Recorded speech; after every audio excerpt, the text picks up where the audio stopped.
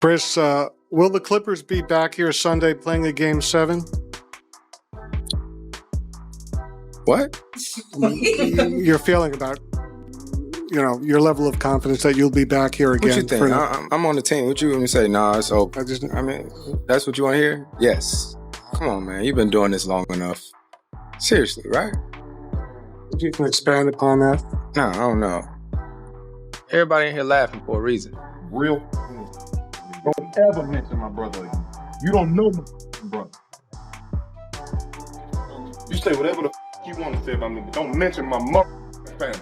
I've obviously been around the noise for so long. Is it bothering you more this year? Is it louder this year? It's unnecessary. You got to do Ethan Strauss, who come in here and just give his whole opinion on stuff and make it seem like it's coming from me. And he just walk around here, don't talk to nobody, just walk in here and survey and then write something like that. And now y'all piling on me because I don't want to talk to y'all about that. I have nothing to do with the Knicks. I don't know who traded Porzingis. They got nothing to do with me. I'm trying to play basketball. Y'all come here every day, ask me about free agency, ask my teammates, my coaches, you rile up the fans about it. Y'all let us play basketball. That's all I'm saying. And now when I don't want to talk to y'all, it's a problem with me. Come on, man. Grow up. Grow up.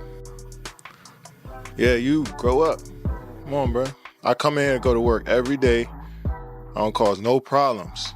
I play the right way. Well, I try to play the right way. I try to be the best player I can be every possession. What's the problem? What am I doing to y'all? So, who are you? Why do I gotta talk to you? Tell me. Is that gonna help me do my job better? Nah, bro. I didn't feel like talking. I just don't trust none of y'all. Every time I say something, it's get twisted up and thrown out in so many different publications, try to tear me down with my words that I say. So when I don't say nothing, it's a problem. At this point, sometimes it takes experience. I'm wondering if now that you have some of that experience, if you see more validity to that point, or what you think about that now that you've gone through it.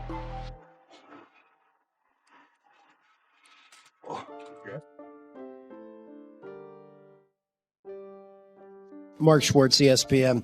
Steph was unbelievable in this series as well as you were. 9 threes for a finals record. He closes out with 37, and yet he still never won a finals MVP. Does it matter? Does it?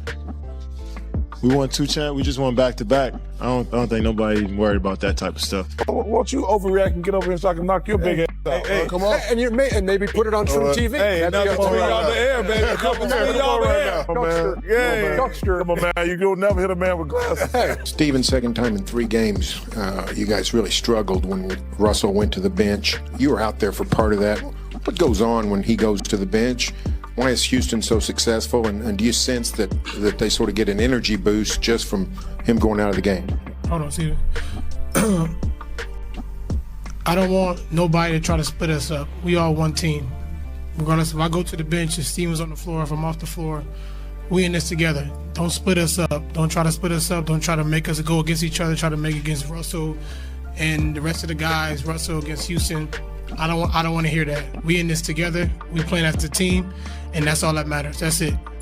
Yeah, Russell, I'm not trying to split you up, but twice in 3 games, you guys have not played well at all when you've gone to the bench. That's fine. I'm just trying to figure out what's going on. Russell, you ain't played well at all. Say Russell and the team haven't played well. Don't say when Russell goes out, the team don't play well. It don't matter. We in this together. That may be, Russell, but I asked Steven a question, and it's a legitimate. Me and you. Next question. It's a legitimate question. Next question. Next question. Well, next question. No, I think we're gonna keep the microphone. I had a question for Steven, and it wasn't answered. And I don't understand if Steven wants to say he still hasn't said anything. If he wants to say I don't want to answer that, fine. But next question, please. Out of all the podcasts, that's what you took out of it? The flat Earth. The fact that could be news all over the world just shows you how. What doesn't show how it is? I mean, the fact that it's a social phenomenon and how we think the world is flat is hilarious. No, I mean it was just like a point that the fact that could actually be real news. Like everything that's going on, that Kyrie Irving thinks the world is flat. So, we got like relevant questions. What's going on in the world? Like it's really, you know what I'm saying?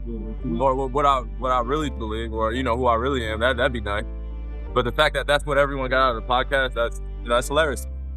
Favorite folks on the call-in shows have been very vocal in their criticism of you for doing this. You really think I give a flying what the people on the radio call say?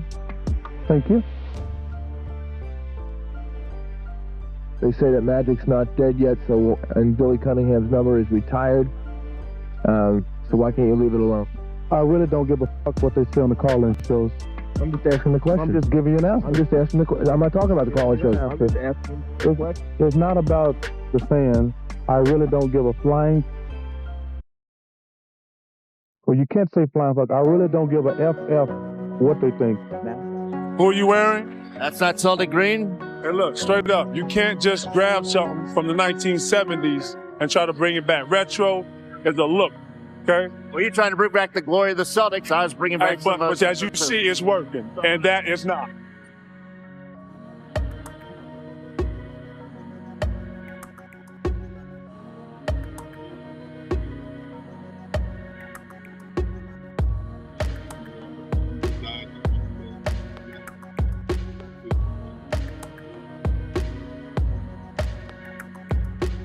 I feel that Kyrie Irving ruined the franchise. It is shameful. It's embarrassing. It's really disheartening that it's in this situation. And what's most disheartening is that you have people out there in the NBA and outside the NBA, like that fan base in Brooklyn or what have you, that would support the inactivity of Kyrie Irving. So guess what? Go ahead and retire. Go ahead and retire until you know that you're committed to playing. When that stuff happened with Kyrie, his father and I are fine. But it got to a point where it wasn't, because unbeknownst to the public, the father, loving his son, was coming to his defense by sending me text messages that, quite frankly, I didn't appreciate. And so because of that, it took on a life of its own. We were at the Staples Center. And Kyrie rose up on me. He taps me on the back and he's like, "You still got that same energy face to face?" I said, "I'm standing here, ain't I?" And he was like, "It's really not about me anymore." And I looked at him and I said, "You're right." It had become about me and his dad and how we had elected to communicate with each other. And the shame of it is I'm 55. Obviously, his father is around my age.